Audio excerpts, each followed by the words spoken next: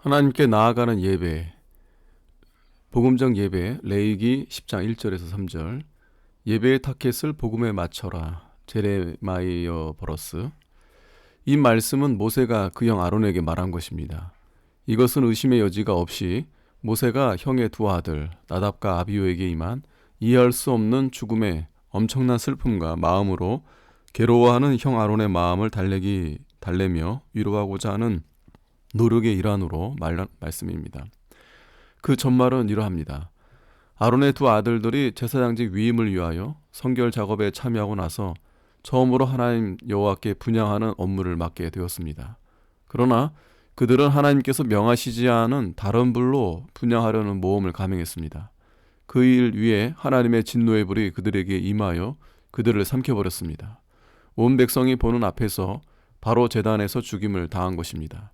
이때 제사장직 수행을 위한 엄격한 예식이 진행되기 시작한 엄숙한 시간이었습니다. 이 사건을 접한 아론은 두 아들들의 갑작스러운 죽음을 목격하면서 몹시 흥분하였다고 밖에 볼 수 없었습니다. 그리하여 모세가 아론에게 다가와 말하고 있습니다. 다음은 여호와의 말씀입니다.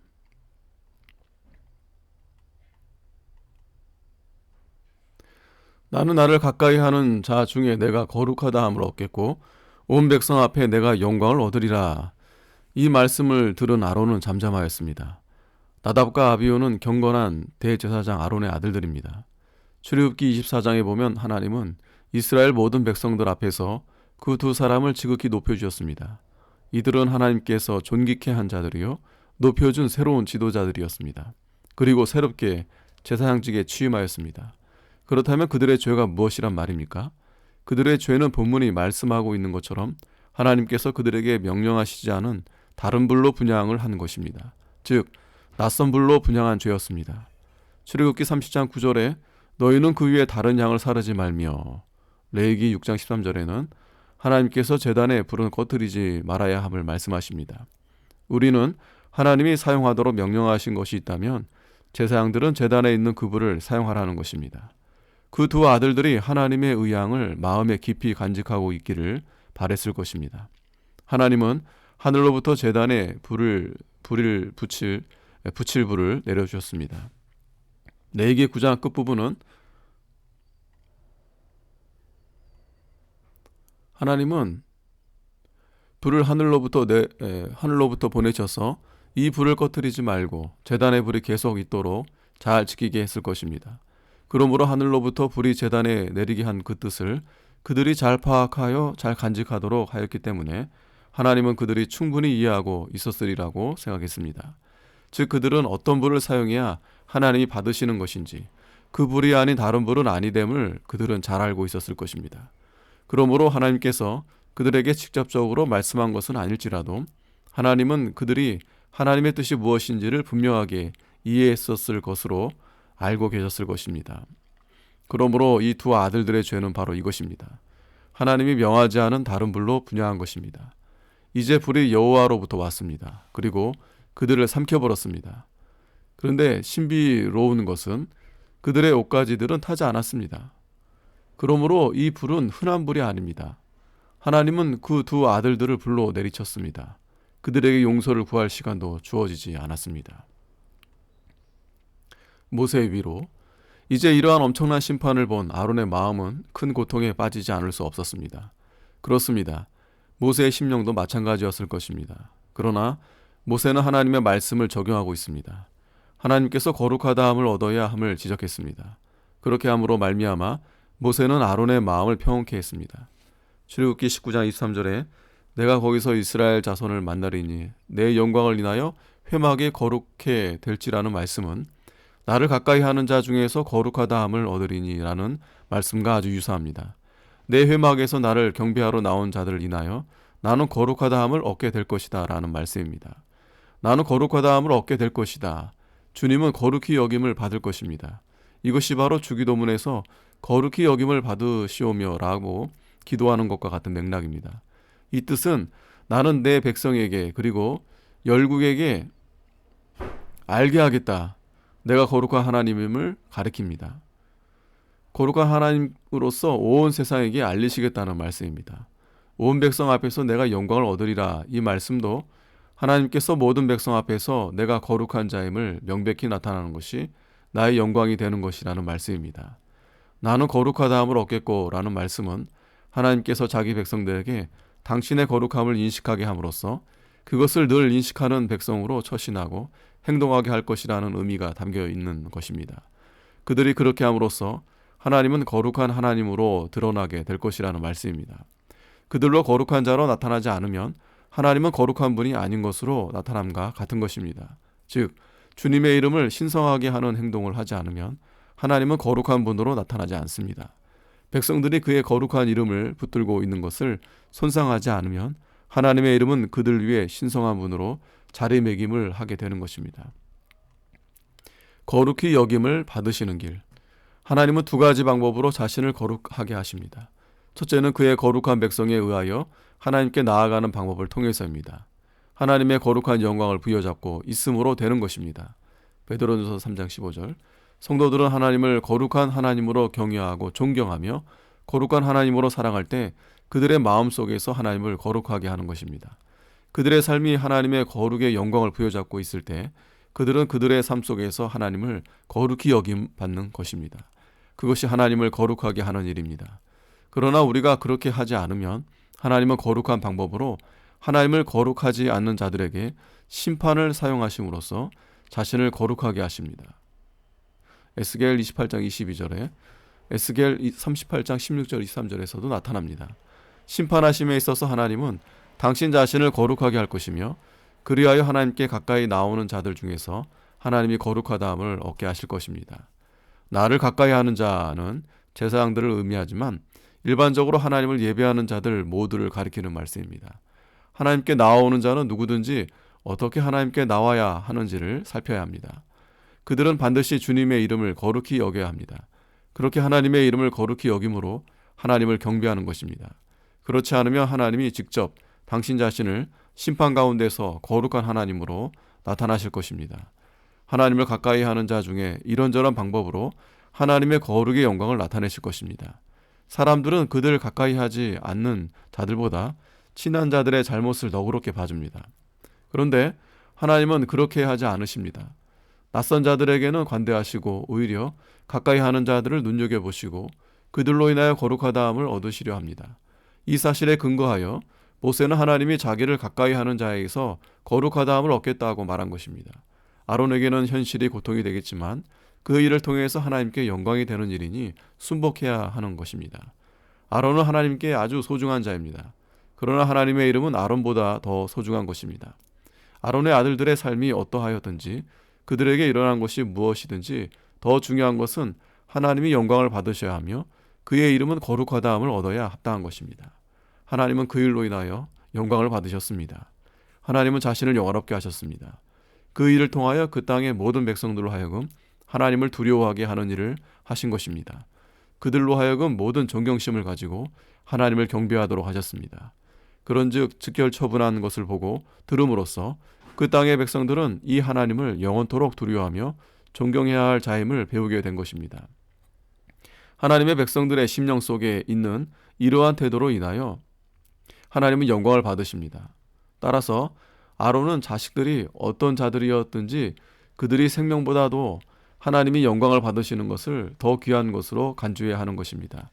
이것이 모세가 아론에게 한 말의 전부였을 것입니다. 아론의 얻은 평온함. 아론이 이 일로 심히 고통스러웠을 것입니다. 그러나 하나님이 영화롭게 되어져야 하는 것이 더 적절한 것임을 깨닫게 되었습니다. 그러므로 아론은 잠잠하였습니다. 이 의미는 평온케 되었다는 뜻입니다. 하나님의 영광과 거룩함으로 인하여 평온함을 되찾은 것입니다.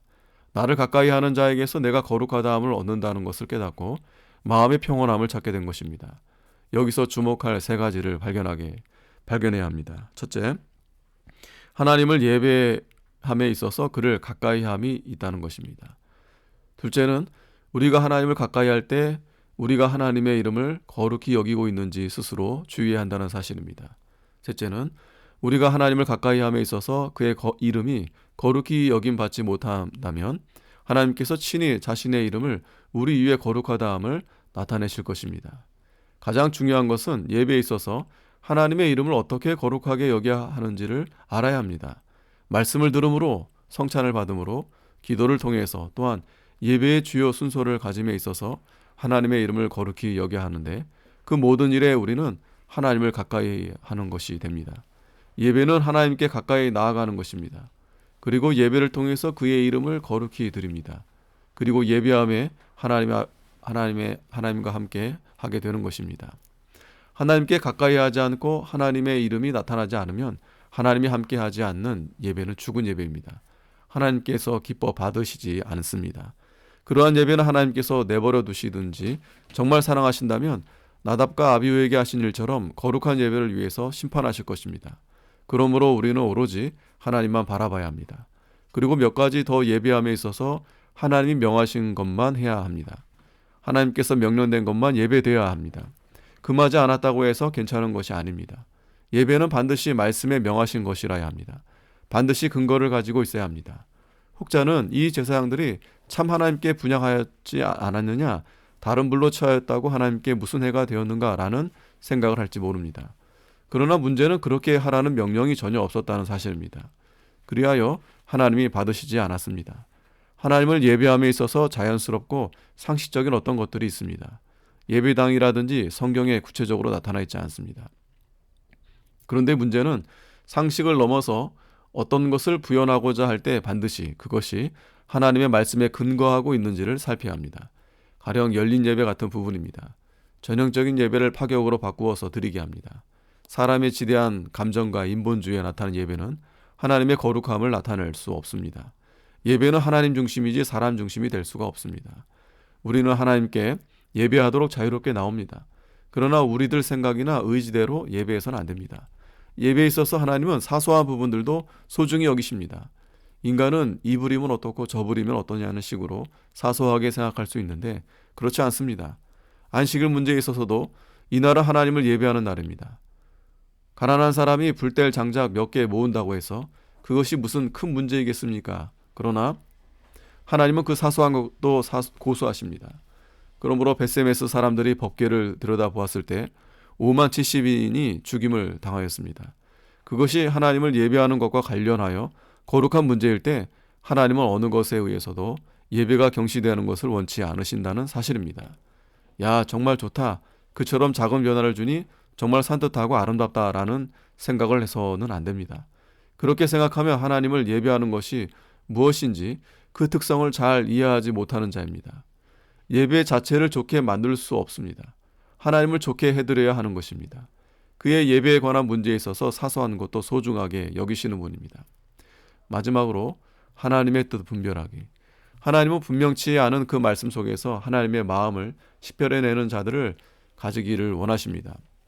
비록 하나님께서 당신의 뜻을 완전하게 언급하시지 않았을지라도 하나님께서는 표현하신 문구 가운데서 우리가 하나님의 뜻을 파악할 수 있게 하는 말씀들을 정돈하여 그 말씀들로부터 하나님의 뜻이 무엇인지 분간하는 자들이 되기를 원하십니다. 나답과 아비후가 제단의 불 외에는 다른 불을 사용해서는 안 된다는 것을 그들이 어떻게 알 수 있느냐고 말할 것입니다. 그들은 이 부분에 대해서 스스로 깊이 생각했어야 합니다. 하나님은 그들이 그러한 생각하기를 원하셨습니다. 그러나 그들이 이러한 생각을 통해서 하나님의 뜻을 분간하지 못해서 하나님의 진노의 손길이 그들에게 임한 것입니다. 이상한 불로 분양하는 것은 때론 사람의 욕망과 탐욕들이 낯선 불일 수 있습니다. 위로부터 내려오는 성령의 감동이 참 은혜인데 사람의 마음에서 욕심으로 나타나는 뜨거운 감정들이 있습니다. 이것을 잘 분별해야 합니다. 이 일은 신성한 임무입니다. 그들은 참 하나님의 제사장들이었습니다. 그들은 참되신 하나님께 분향하기 위해 나온 자들이었습니다. 그들이 분향한 것은 바른 향로였었습니다. 거기에 오직 한 가지 잘못된 것이 있었을 뿐입니다. 그들은 하나님이 가지시기를 바라는 불을 가지지 않았을 뿐이었습니다. 이 잘못 때문에 하나님은 그들에게 오셨습니다. 그들이 수행한 모든 선한 것들이 있었지만 그것들이 그들을 지켜주지 못했습니다. 이 부분에 관련하여 우리들도 많은 신성한 임무들을 수행하고 있을 것입니다. 이 일은 아주 선하고 신성한 일이기 때문에 그 일을 수행함으로 말미암아 적당히 섞는 일을 해도 된다는 생각을 하지 마십시오. 어떤 악한 것도 섞어서는 안 됩니다. 거룩한 일에 어떤 잘못된 것을 함축시켜서는 안 됩니다. 비록 우리가 수천 번의 거룩한 일을 하였을지라도 잘못된 일을 수행한다면 그 신성한 임무들이 결코 지켜주지 못합니다. 하나님은 거룩한 처소에서 그 위엄을 나타나십니다. 또한 소멸하시는 하나님이십니다. 인간들의 죄에 하나님의 심판은 아주 적당한 것입니다. 예배는 하나님의 자녀된 자들에게만 주신 하나님께 나아가는 특권입니다. 이 예배를 통해 하나님을 만나며 그분을 거룩하게 영광을 돌려드리며 그로 인해 주시는 한량없는 은혜와 사랑을 얻는 예배자가 되기를 바랍니다. 비록 아론의 자녀들이 죽임을 통해 거룩함을 나타내게 되었지만 중요한 것은 하나님의 이름이 거룩하게 나타나는 것입니다. 우리가 참된 예배를 회복해서 좀 더 하나님을 거룩하게 나타내 드리는 참된 예배자가 되어야겠습니다. 아멘.